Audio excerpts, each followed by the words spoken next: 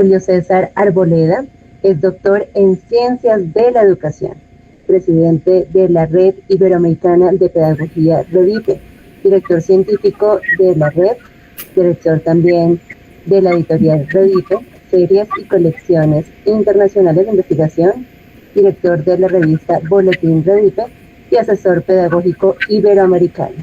Doctor Julio César, buenos días, bienvenido. Muchas gracias, querida colega. Un gran saludo para todos los oyentes y potenciales oyentes también, porque veo que por Facebook se está transmitiendo y pues allí queda la memoria. Muchas gracias a la Universidad Distrital, a la maestría, al proyecto de doctorado, por considerar que un pedagogo pueda tener algo que decir en relación con la comunicación de la ciencia y, bueno, en parte con la política pública de la ciencia. Quien me antecedió ha hecho un ejercicio muy importante de pedagogía formal que debe permear la acción de todos los comunicadores y en todos los espacios donde se comunique. Pues desafortunadamente mi intervención va a ser plana y se va a enfocar más en una pedagogía que yo denomino sustantiva y no tanto en la pedagogía formal, que es demasiado importante, como digo, en los procesos. Mi exposición será plana en el sentido en que voy a leer un documento y que desaprovecho los recursos y dispositivos tecnológicos que permitirían a la par que se va recibiendo una información, hacer de ese proceso una operación reflexivo, cognitiva, comprensiva. Bien, de todas formas, mi exposición se enmarca sin mayores pretensiones en el campo de la ciencia, de las reflexiones y estudios sociales de ciencia y tecnología, especialmente de la comunicación pública de la ciencia y de la tecnología. Constituye una mirada desde la pedagogía sobre todo a la comunicación de la ciencia, aunque también a la educación científica y humanística. Que la pedagogía puede ser usada de manera funcional, según se advierte en el empleo que de ésta se hace en el mundo del consumo, que incluye a la educación, a los medios, a las corporaciones, pero también se la puede comprometer edificadoramente, que es lo que aquí vamos a reivindicar. Pues en virtud de esta se puede o adoctrinar, léase alinderar ideológicamente, o educar, léase generar conciencia para decidir. Ejemplos paradigmáticos de cómo educar con la comunicación los demostró la colega que me antecedió. En particular es un acercamiento desde la pedagogía comprensivo-edificadora, que es una perspectiva emergente que aboga por la relocalización de la educación, pero también de disciplinas que tienen la función de educar. O sea que es una perspectiva comprensivo-edificadora aplicada a la ciencia, a la comunicación de la ciencia, de la educación y la formación. Esta perspectiva comprensivo-edificadora, PCE, aboga, como dije, por no dejar de sintonizar de manera permanente la función de educar. Claro, en los procesos que adelanten todas las instituciones sociales y no solo las instituciones científica, educativa y comunicativa que aquí nos atañe.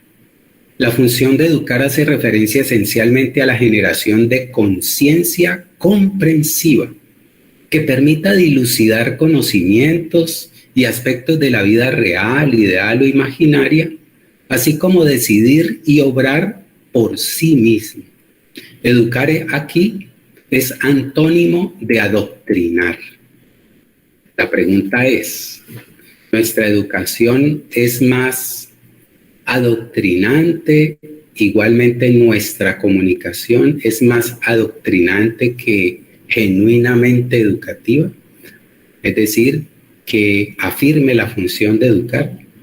En ese sentido, la pedagogía comprensiva edificadora interpela la invisibilización sistemática de la función de educar en los procesos que las instituciones sociales desarrollan, trayendo como consecuencia, entre otras, la desorientación de las mismas, pues claro, por el abandono de su propio centro visceral de interés.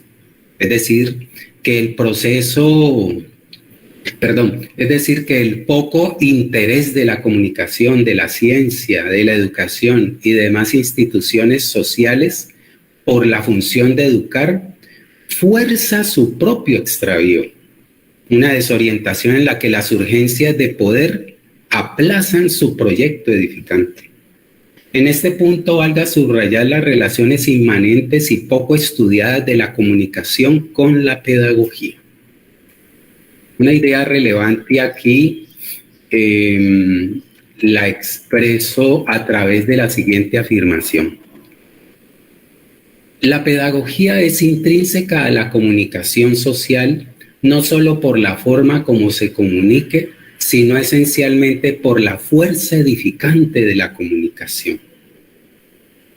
En ese sentido, vamos a proponer reflexiones y solo algunas estrategias educativas, pedagógicas y comunicativas para fortalecer el dominio tecnocientífico en los individuos y las comunidades bajo las características de potencial comprensivo edificante, que permita a aquellos desarrollar una conciencia sentida de ciencia por la vida personal, social y de mundo común.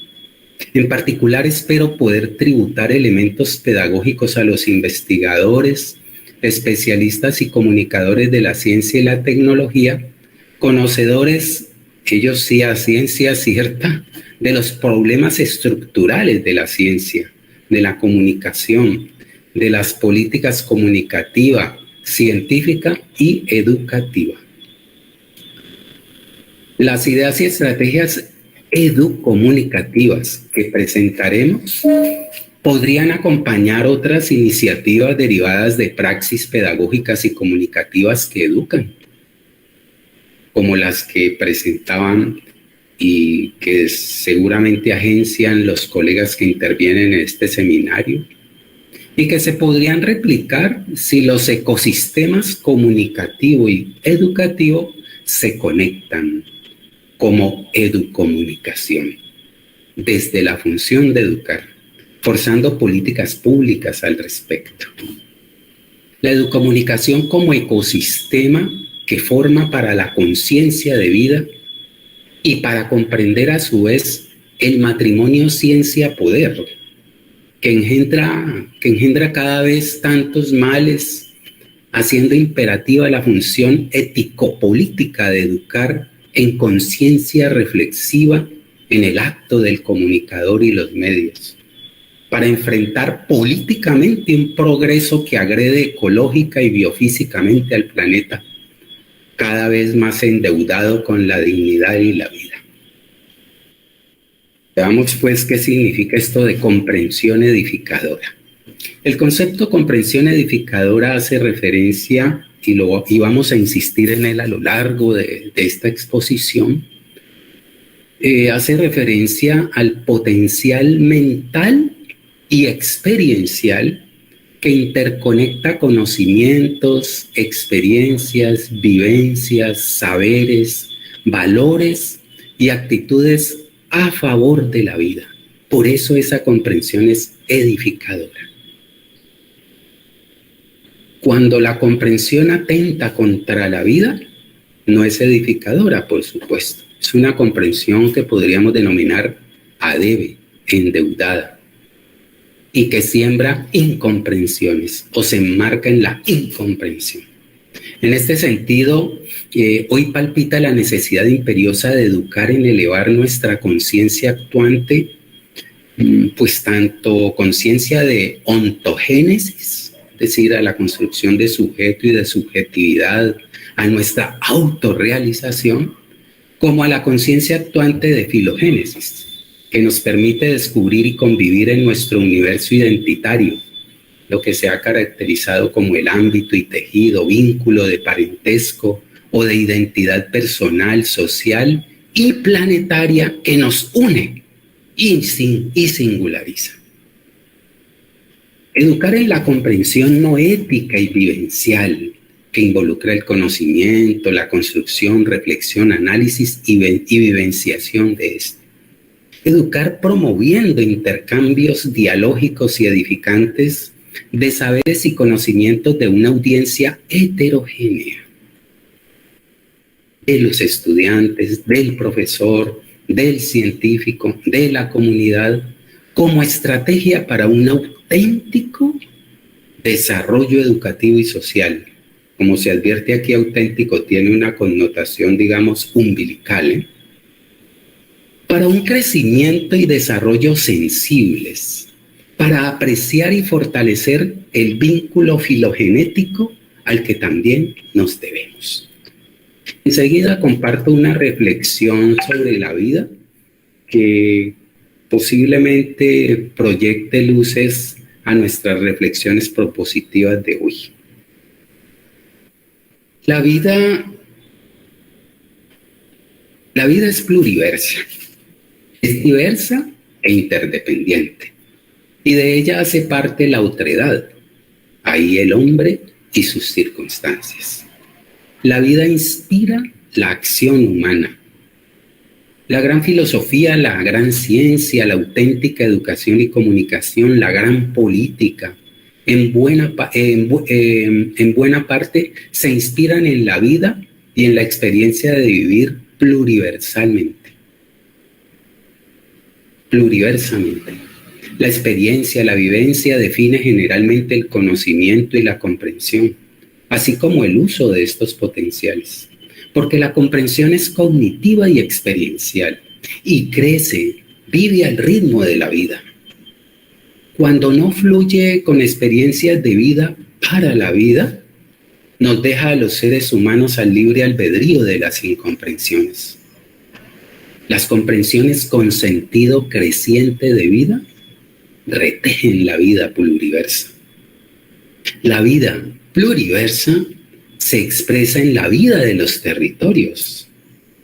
La paz de un país, como se dice por ahí, depende de la paz en sus territorios heterogéneos y asimétricos. La política inspirada en la vida pluriversa y que se traduce en acciones sensibles, coherentes, edificantes, teje vida. La política alineada en fines particulares, por el contrario, desteje vida. Atentar contra este tejido diverso, interrelacionado, significa pues degradación y desorientación humana y de la vida. Un óbice para la evolución. Cuando la política ha soslayado este basamento umbilical, el pretendido progreso socioeconómico, cultural, científico, ha logrado erosionar en gran medida la vida humana, planetaria, pluriversa, orientado en las incomprensiones, en el sinsentido de vida. Porque se trata allí de un modelo de desarrollo y de progreso adebe, endeudado con la vida, involutivo, que atenta contra la evolución de la vida alteritiva. Pues la afirmación de la vida se sustenta es en la evolución y no precisamente en el desarrollo y el progreso anclados en la incomprensión. Se trata de modelos que por supuesto someten en su reivindicación del ser relacionado con el tener y no del ser carnal, relacional, ligado al complejo de la vida. Modelos de esta naturaleza erosionan las biopraxis humanas, en particular los saberes, conocimientos, creencias, cosmovisiones y modos otros, genuinos de vivir, sentir y convivir, que no caben en su lógica. Razón despótica que fragua el desvío de la educación, la ciencia, la tecnología, la política y demás instituciones entregadas al servicio del progreso para tener y no al ser vicio de la vida. A su misión de gestionar la evolución de la vida social, humana, pluriversa, desorientada de sus finalidades vitales, perdiendo sentido de vida, tejiendo la incomprensión. Porque las comprensiones que tejen la vida no se someten a modelos y razones despóticas. Son libres, edificantes y precisan desempeños, reflexiones y acciones coherentes, aunque no lineales. Es claro, no es posible comprender la ciencia, la educación, la cultura, la política y demás manifestaciones si no se comprende la vida y se la asume como complejo interconectado que las involucra como potenciales de vida. La política pública ha de ser en consecuencia comprensiva y edificante, y ello aporta en la dignificación de las esferas que la comprometen, sea la educación, el trabajo, la política, la cultura, el arte o la ciencia en sus diferentes expresiones y manifestaciones, en su pluralidad. La política que teje la vida, basada en perspectivas, si se prefiere, en modelos o constructos de vida, ha de responder al derecho público a estas expresiones de la vida, generando sinergias entre estas. Inhibirlas significa, por el contrario, inhibir la vida, opacar sentido de vida. Así, la política de la ciencia ha de estar comprometida con el derecho a la información, con acciones integrales y coherentes en diversos ejes. No solo derecho a recibirla, sino a ser informado en contexto y fiablemente. Y también y sobre todo, educando y no adoctrinando con esta. Derecho a procesarla y esclarecerla reflexivamente, contextualizarla, es decir, no solo conocerla, sino además comprenderla y servirse de esta comprensión para proceder y enriquecer la vida, es decir, comprender de manera edificadora, lo que se puede traducir en actuar por disposición propia con estas comprensiones, sea para prevenir y no solo resolver problemas, participar crítica y generativamente en las decisiones políticas, para confrontar y urdir problemas de vida, proyectos de vida personal y colectivos en las esferas social, cultural, científica, política, económica y demás, pues en razón de fortalecer su mundo cultural científico y entre otras posibilidades para participar en proyectos y procesos de innovación y generación de conocimiento, tejer o retejer vida propia y común. Porque la política pública ha de estar de cara y no de lado, como acontece desde la institucionalización de la ciencia y la tecnología, a las demandas territoriales, de puertas a la vida pluriversa. Y ello lo hace mejor posible si ésta se hace y ajusta a un modelo más participativo que también teja vida. Un ejemplo paradigmático de política de lado que domina aún hoy es la que expresan Arboleda Daza en torno a la política pública de la ciencia en Colombia. Abre comillas. En las políticas generales de ciencia y tecnología, los problemas relativos a la comunicación tienen un uso retórico, cargado de buenas intenciones, con pocos mecanismos para materializarlas. Y en las acciones priman aquellas encaminadas a vender la ciencia de manera crítica. Cierre comillas. Miremos problemas pues de la comunicación, de las deudas de la comunicación, lo que podríamos llamar comunicación a debe, comunicación endeudada. Si se quiere, comunicación pluriversamente ADB. Bien, con este marco desarrollemos un poco el tema de las deudas, ante todo pedagógicas, de la comunicación, en lo que podríamos denominar comunicación ADB endeudada con la vida, con la sociedad y la vida. La comunicación para la vida aborta cuando se impone en esta, ahí la comunicación de la ciencia, la lógica del agregamiento comunicativo, ajeno al otro, al dolor, a cosmovisiones e intereses otros, a saberes sin pretensión universal, más que de ser situados en la dinámica relacional de la historia, la cultura, el territorio, la evolución humana como tejido de vida. La comunicación colapsa cuando se pone de espaldas y aún de lado a la responsabilidad de existir y de vivir, a la dinámica relacional y a la alteridad de la vida. Suerte que también corren, como se expone más adelante, la educación, la política, la cultura. En todo caso, se precisa educar también en la formación de conciencia científica, si se prefiere de cultura científica comprensivo-edificadora. Porque no basta que en el periodismo, en los dispositivos para la divulgación y comunicación de las ciencias, se teja destrezas como las que describe Barbero.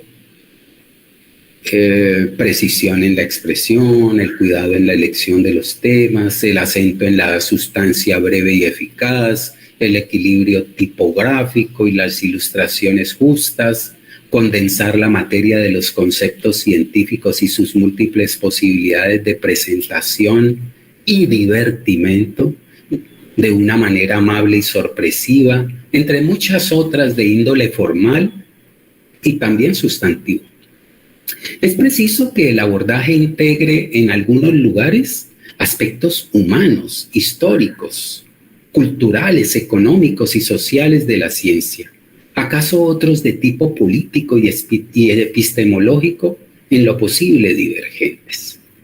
Es preciso educar desde todos los medios de divulgación, libros de divulgación, los documentales, las conferencias, la actividad académica, los órganos de difusión de las universidades y las asociaciones, sociedades, fundaciones, centros, institutos y academias de ciencias, los congresos, los museos, los seminarios como este, las exposiciones científicas, los planetarios, observatorios, jardines zoológicos y botánicos, cafés científicos, cine y teatro científico, ferias de ciencias, olimpiadas y el periodismo científico. Es decir, que el periodismo científico es una de las manifestaciones de divulgación científica.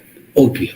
Pues si bien es cierto esto, el sentido de la comunicación pública de ciencia y tecnología, ya sabemos que hay otras denominaciones con sus respectivas nociones, como divulgación de las ciencias, comprensión pública de la ciencia, alfabetización científica, sociodifusión de la ciencia, acción cultural científica, conocimiento público de la ciencia o comunicación pública de la ciencia.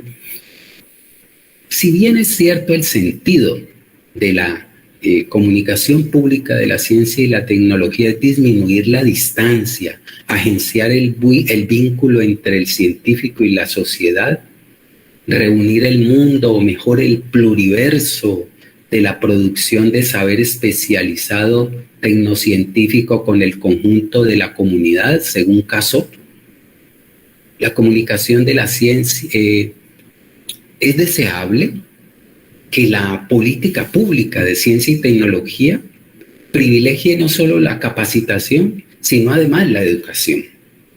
Para ello no debe repetir el modelo informacionista transmisionista, sino otros que promuevan potenciales para la apropiación individual y colectiva, social del saber especializado, y que tal apropiación no sea pasiva, ni responda solo a cuestiones inmediatas, pragmáticas o sugeridas por los agentes del Estado y la sociedad encargados de llevar la ciencia a los territorios, sino que esa apropiación sea genuinamente comprensiva y edificante. Y esto aplica tanto para la apropiación individual como para la apropiación de las comunidades, de los territorios.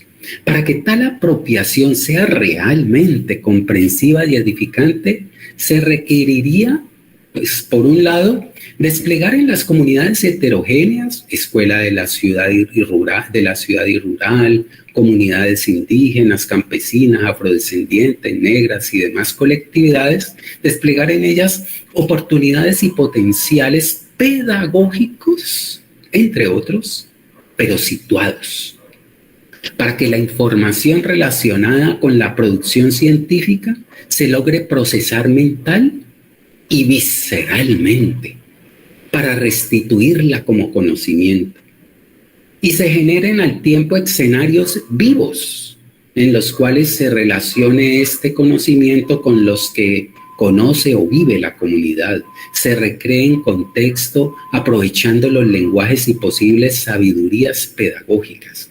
Todo ello para hacer posible su subjetivación comprensiva.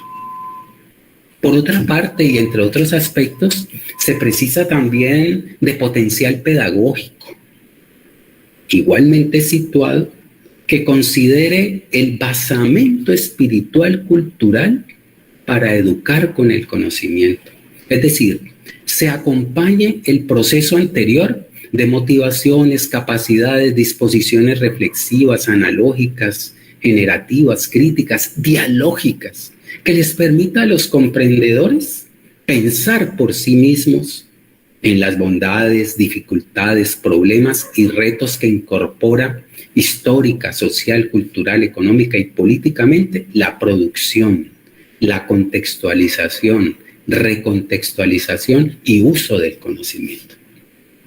Y también capacidades de contextualización reflexiva y operativa del conocimiento apropiado cognitivamente para integrarlo como objetivación comprensivo edificante en su contexto cotidiano y usarlo idónea y edificadoramente, inclusive para generar nuevo conocimiento que les permita seguir tejiendo vida y no solo responder a los proyectos interesados de los poderes económicos, financieros y políticos.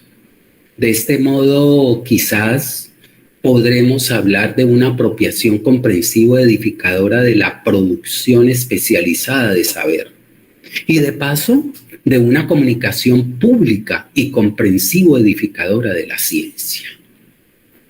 En todo este proceso incompleto se juega la comunicación pública de la ciencia, que constituiría el brazo pedagógico, porque también está el brazo financiero y político, entre otros, encargado de desarrollar un proceso paralelo de mediación formal y formativa de servicio auténtico, y en la que esta institución afirme su misión, según nuestra idea hipotética, de comunicar educando. Igualmente está la institución educativa formal o no formal.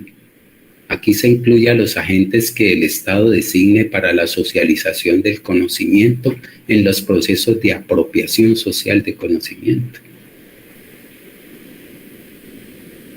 La institución formal o no formal está allí y se retroalimentaría con la comunicación para asumir el proceso de apropiación comprensiva y edificante, de enseñar educando. De este modo se aporta a la educación científica, a la formación de cultura científica y al fortalecimiento de la dimensión científico-comprensiva del ser humano, sobre todo porque de esa manera se educa con la comunicación científica.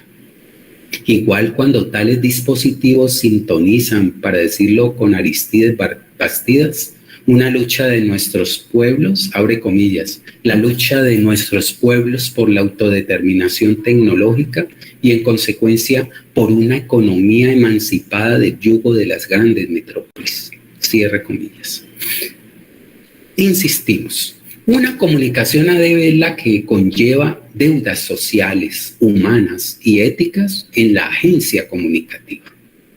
Es aquella que, instalada en las certezas, no crea un lugar para que el público interpele a la ciencia, al científico y al poder que está o se pone detrás del contenido. Es una comunicación en la que el contenido y las neurosis de divulgación y reproducción del mismo son más importantes que la conciencia reflexiva sobre y a partir de este, amén de la fiabilidad y soporte que supone la comunicación social, donde la ética comunicativa cede a la maquinaria comunicativa, al saber poder comunicativo, donde la comunicación se diluye en voz epistémica al servicio de razones unívocas, de razones y poderes hegemónicos.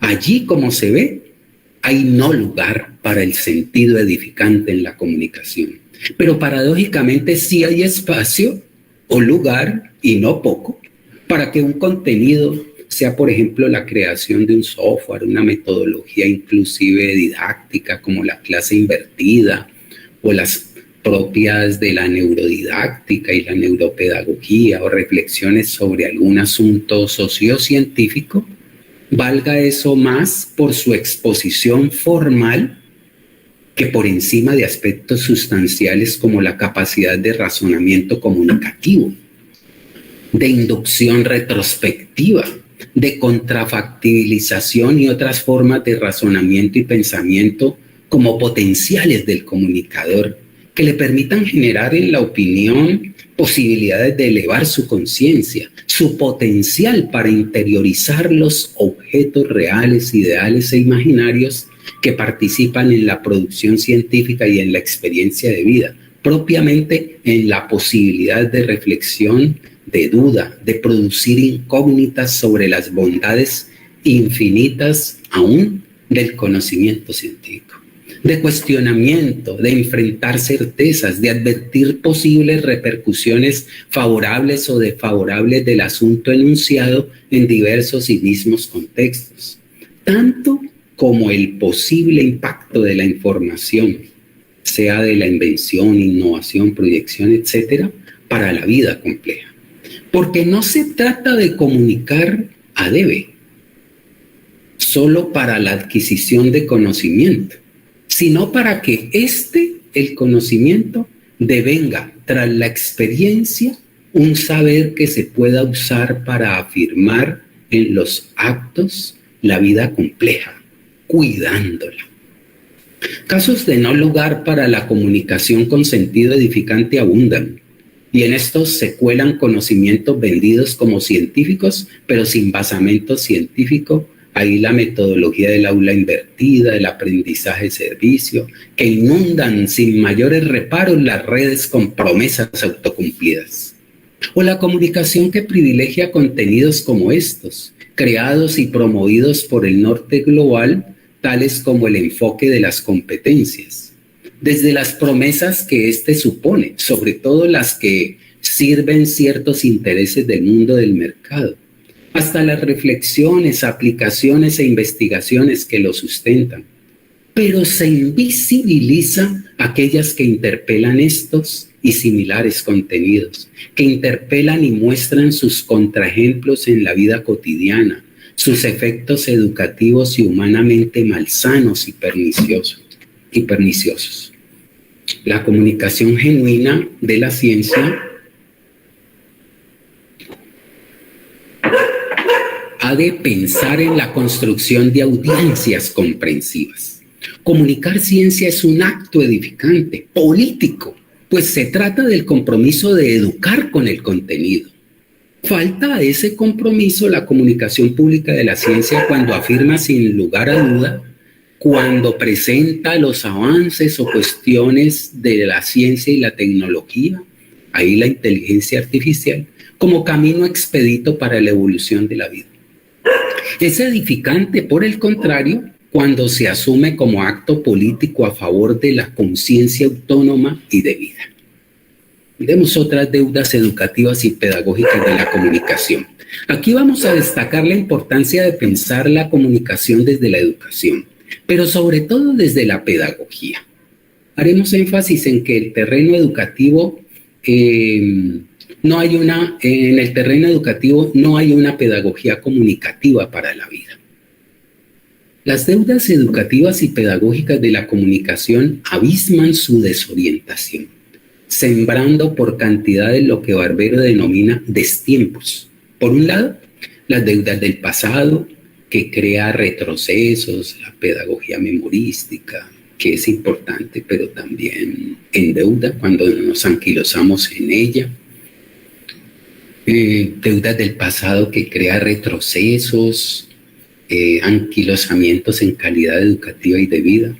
Y por otro lado, las relacionadas con las brechas de América Latina en ciencia y tecnología. A estas se suman la susceptibilidad e ineficiencia creciente frente al desanclaje que la modernidad produce sobre las particularidades de los hábitos, las mentalidades y las prácticas locales, frente a las continuidades, deslocalizaciones y también arraigos o nuevas formas, como dice Barbero, de juntarse en la ciudad, en el barrio, en la pandilla.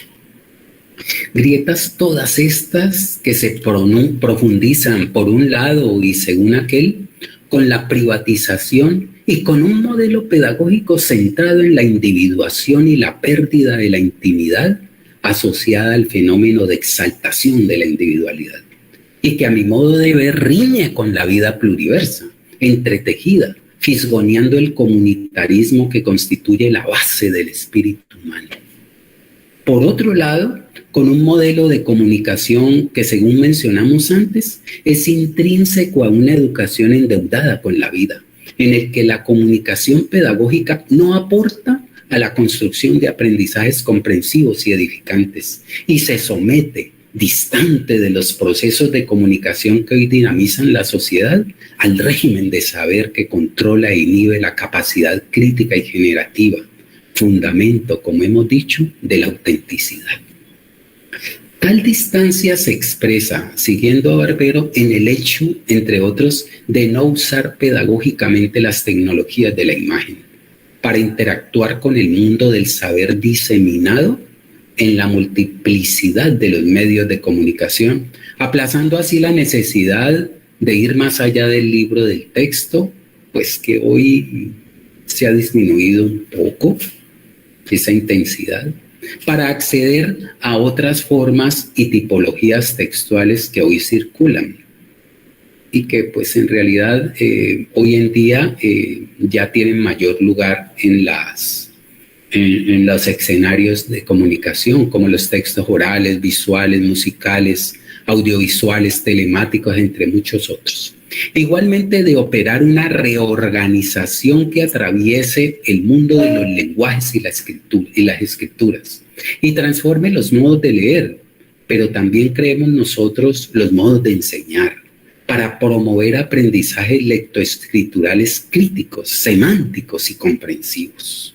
Escenarios en los que el acto comunicativo no solo aporte a estos, sino que además permita enseñar educando, educar con la escritura y la lectura, con los lenguajes, con los medios, de modo que los educandos aprendan también a servirse edificadoramente de sus comprensiones.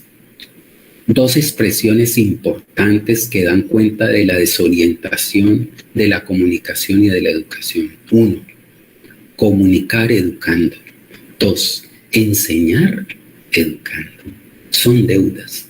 Todavía la didáctica se centra en los aprendizajes, en las enseñanzas, pero no educa. A estas deudas se une, insisto, la desorientación de la educación y de la comunicación,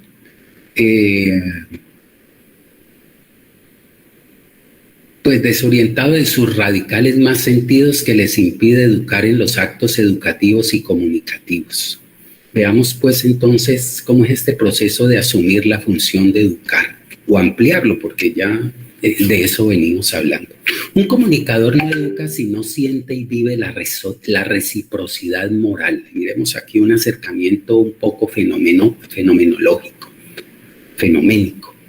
Un comunicador no educa si no siente y vive la reciprocidad moral en el mundo de la asimetría social, habitado mayormente por marginados necesitados de acogimiento, es decir, de cargar al otro en su propio yo y caminar juntos por sendas de vida siempre agrietadas por la mano del hombre.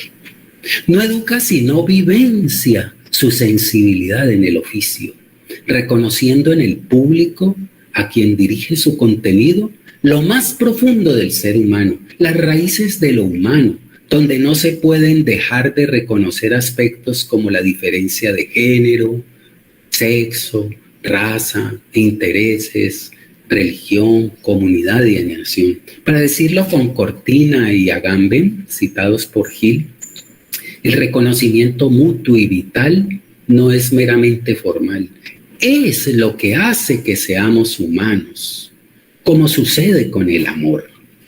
Cortina, 2017. Solo a través del reconocimiento de los otros, el hombre puede constituirse como persona. Agamben, 2011. O con el mismo Hill, para reconocer al otro como semejante, es primordial reconocernos a nosotros mismos como una herencia del saber filosófico. Sin saber quién soy, es imposible saber quién es el otro. Por lo tanto, debemos partir del reconocimiento de sí mismo para el reconocimiento del otro mutua e intersubjetivamente, lo cual permite construir tejido social y solidario que va más allá de lo básico y apunta a lo espiritual de toda la comunidad social o sociedad. En esta vía, la formación educativa del comunicador promoverá que las acciones de éste en su vida cotidiana se guíen por máximas que emerjan de estos radicales de lo humano. Por ejemplo, la vida es sagrada, reconocer y acoger al otro, cuidar de la madre tierra, respetar la vida del otro, potenciar una conciencia comprensiva en el otro, no hacer de este un objeto de uso particular. Y en esa dirección buscará también que su propia reflexión en torno a esta experiencia moral le permita asumir en su mismo oficio tales máximas como principios. Ello quizás posibilitaría que el tejido de su contenido comunicativo se articulase en torno a juicios correspondientes a principios, un contenido que quizás pudiera resultar, si la audiencia lo reflexionara y decidiese, un insumo valioso para nutrir su propia vida y la existencia humana. Esta sería una manera de educar con la comunicación, de reivindicar en este acto la substancia ética de la sociedad civil y de generar desde el mismo posibilidades dialógicas, hermenéuticas de conciencia comprensiva y edificante, de afinar la tensión consenso, disenso y no de adoctrinar o manipular, de asumir la audiencia monológicamente como un potencial estratégico de enfilamiento u ordenamiento acrítico susceptible a servir fines más allá de los radicales humanos. Porque una comunicación basada en principios edificantes es comprensiva, edificadora, en tanto no deja de sintonizar el alma humana en el contenido, haciendo de este un acicate que la audiencia heterogénea, al comprender situadamente su sentido, podría tomar con soberanía para ser, desde los contextos que habiten, mejor ciudadano del pluriverso. Ese complejo de vida humana y no humana, de cosmovisiones, culturas, etcétera, que siempre está interconectado y es independiente hasta el punto en que lo que haga el hombre peyorativamente se refleja en ese complejo pluriversal.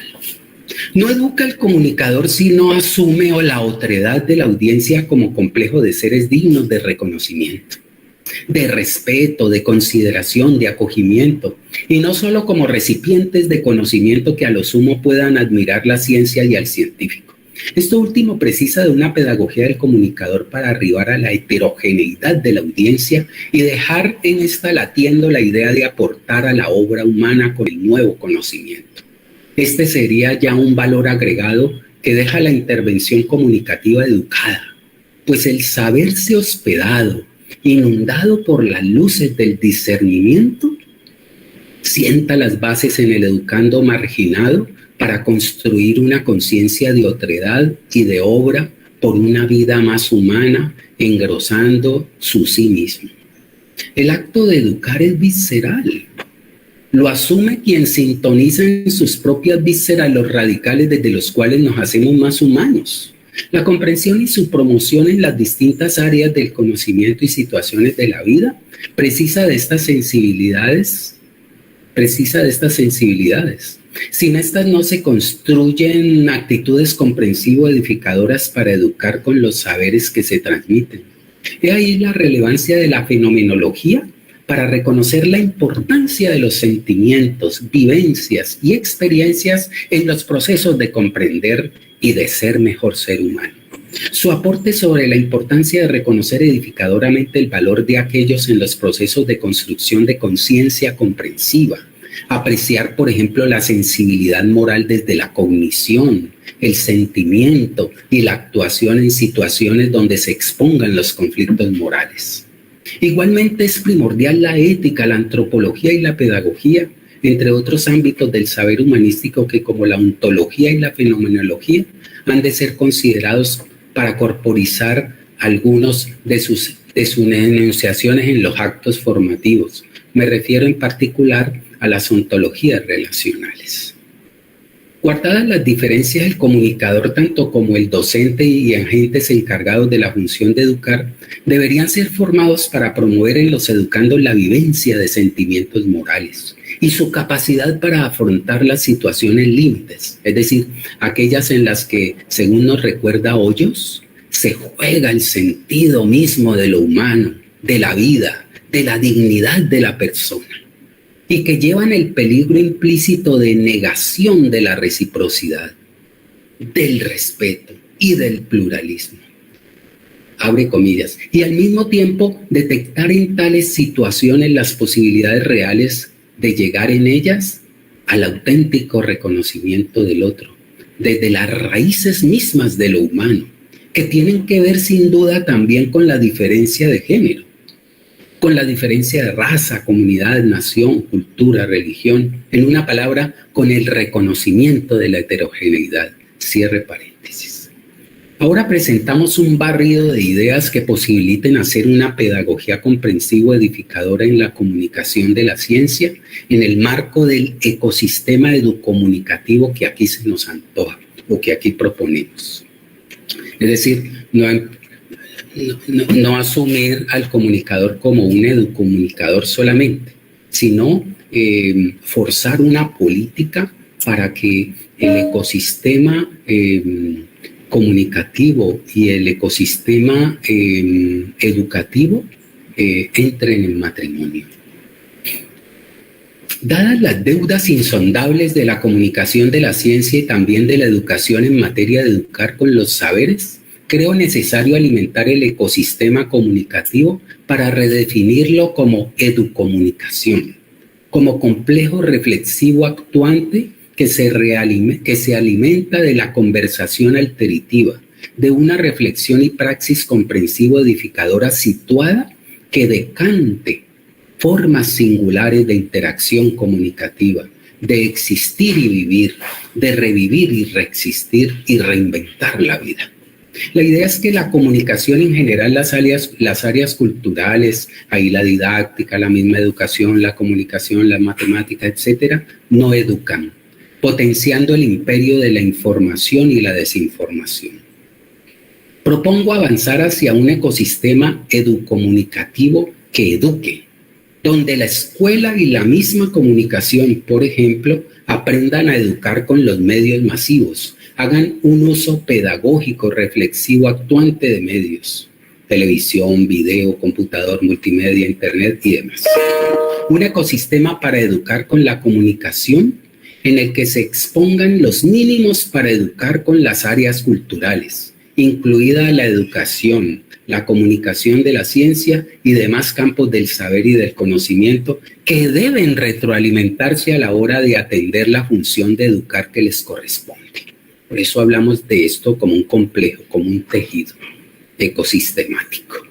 Esta idea responde a la necesidad de que, ya lo habíamos dicho, de que la educación y la pedagogía asuman su función sustantiva de educación y democratización ciudadana, de generar escenarios para participar y ser activo sentipensante miembro del complejo comunitario, asimétrico e interconectado que habitamos, y del que paradójicamente las mismas instituciones sociales ayudan a deslocalizarnos y desterritorializarnos cada vez. Se trata de un constructo que logre catalizar procesos de conciencia comprensiva y alocéntrica, según Hochschild, en los actores sociales. Igualmente reacciona a la necesidad de que una y otra institución estrechen lazos tejidos de cara a esta finalidad sustantiva. Es decir, esto se hace esporádicamente de manera informal, aunque formalizado en la institución propia educativa. Pero no hay una política todavía que logre estas sinergias y sensibilidades en la práctica concreta, como política educativa, que se ha de respetar y cumplir. Y se ubica también en la perspectiva señalada por Barbero, desde la cual se afirma la relación educación-comunicación. Pregunta él, ¿qué significan y qué retos plantean a la educación los cambios en la comunicación? ¿Qué tipo de educación cabe en el escenario de los medios? Pues bueno, yo creo que hasta aquí podemos pensar que lo que hemos expresado constituye en gran parte respuesta a estas preguntas. Pero también hay una pregunta descuidada en la práctica y que podríamos formular así. ¿Cómo puede asumirse pedagógicamente la comunicación en una dimensión edificante y no solo formal? Recapitulando, el ecosistema educomunicativo se refiere a educar con la comunicación y también B, al aporte que la comunicación hace a las funciones de enseñar y socializar en todas las áreas culturales.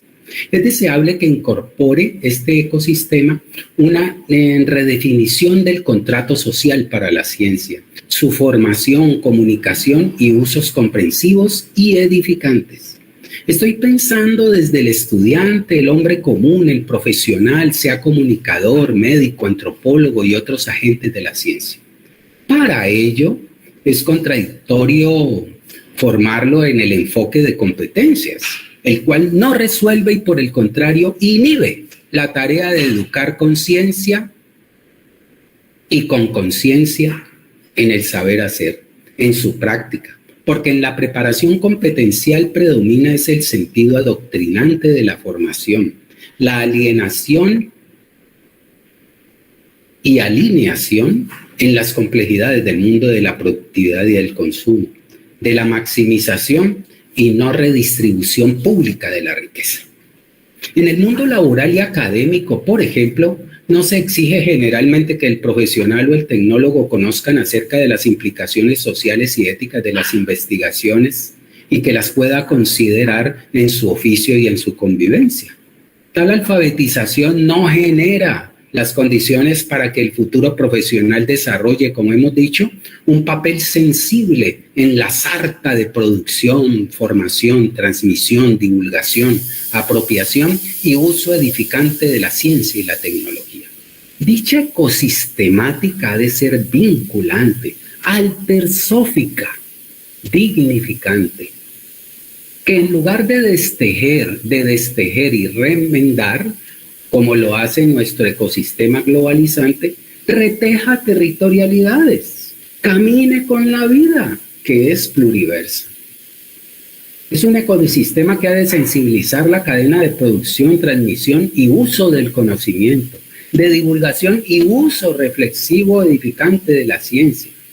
En esa dirección los científicos, divulgadores y agentes del complejo científico, educativo y comunicativo de la ciencia han de ser educados para comunicar y o hacer ciencia con fines nobles.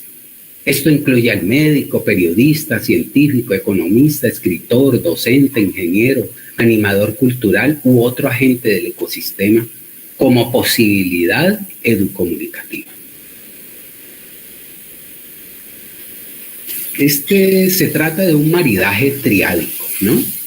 Este proyecto de edificación de un constructo de esta naturaleza permitiría a la comunicación, por una parte, recordar a las áreas culturales su misión radical de educar con el conocimiento disciplinar e interdisciplinar.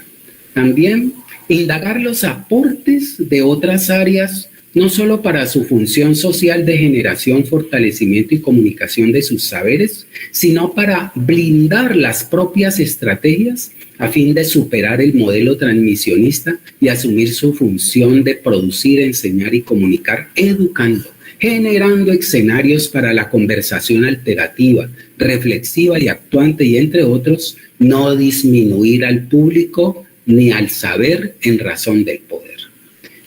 En el caso relativo a retroalimentarse de otras disciplinas y campos, quiero apuntar dos cuestiones. Por un lado, lo cierto es que, dadas sus deudas radicales, la educación y la pedagogía solo han aportado a la comunicación su potencial formal y no el sustantivo, pues viven mal la primera, una insondable desorientación por desustanciación. Y por otro lado, la experiencia de la comunicación social y de la ciencia aportaría tanto a la socialización como a la gestión específica del conocimiento y el saber, que incumbe no solo a la escuela, sino a las demás instituciones, y sería además imprescindible para potenciar la inserción de estas en los procesos de cambio que atraviesa nuestra sociedad.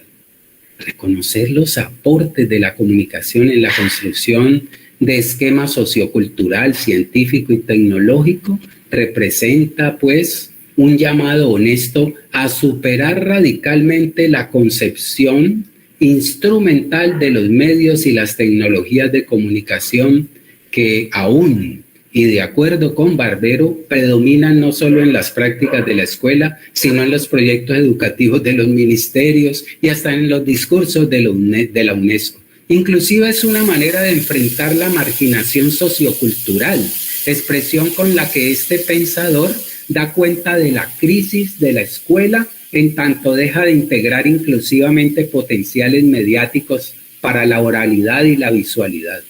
Para ello es preciso que la comunicación y también la educación se rebobinen de acuerdo a las dinámicas de la vida, usando pedagógicamente la tecnicidad mediática como dimensión estratégica de la cultura.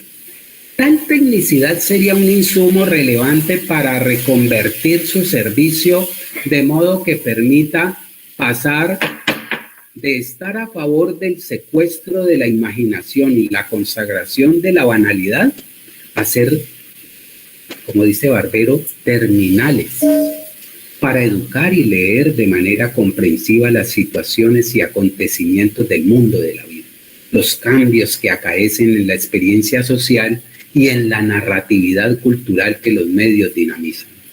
Promover y afianzar la retroalimentación triádica, educación, pedagogía, comunicación, con apoyo en un marco educomunicativo instalado en la política y la acción pública, potenciaría, a mi modo de ver, las acciones y finalidades intrínsecas a las funciones propias de la escuela y la comunicación para afinar su espíritu comunitario, de aporte al saber vivir en la alteridad, a la formación de conciencia comprensiva de vida pluriversa como acto reflexivo actitudinal mediante el cual se logra enfrentar la prisa global que rompe con los ciclos y transiciones de la evolución.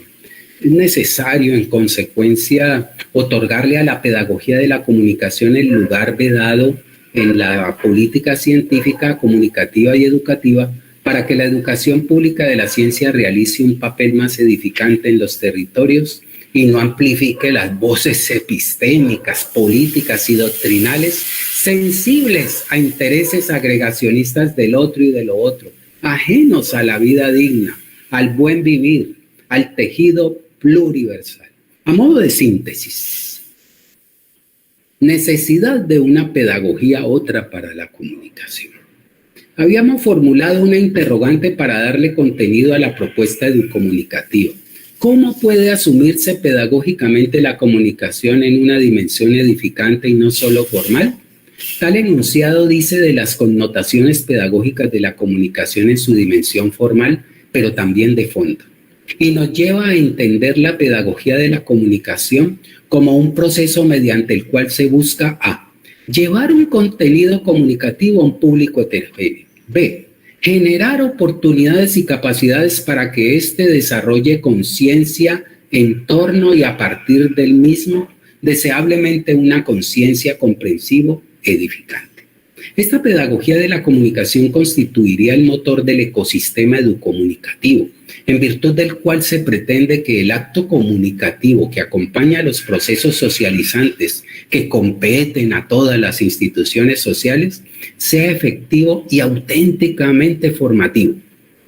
Esta es una manera de enfrentar sin actitud contestataria y no sin una dialógica que permita enriquecernos con las bondades de la modernidad, pues la invasión pedagógica formal, entrañable al neocolonialismo, liberalismo, modernismo, de la que se valen el espectáculo y el sensacionalismo comunicativo de acuerdo a los potenciales de tecnicidad mediática, con su poder seductor o de inducir la autoagregación del público. Asimismo, es una opción para asumir el contenido edificante, espíritu comunicativo desde una pedagogía que fuerce a la comunicación a desarrollar procesos que eduquen genuinamente.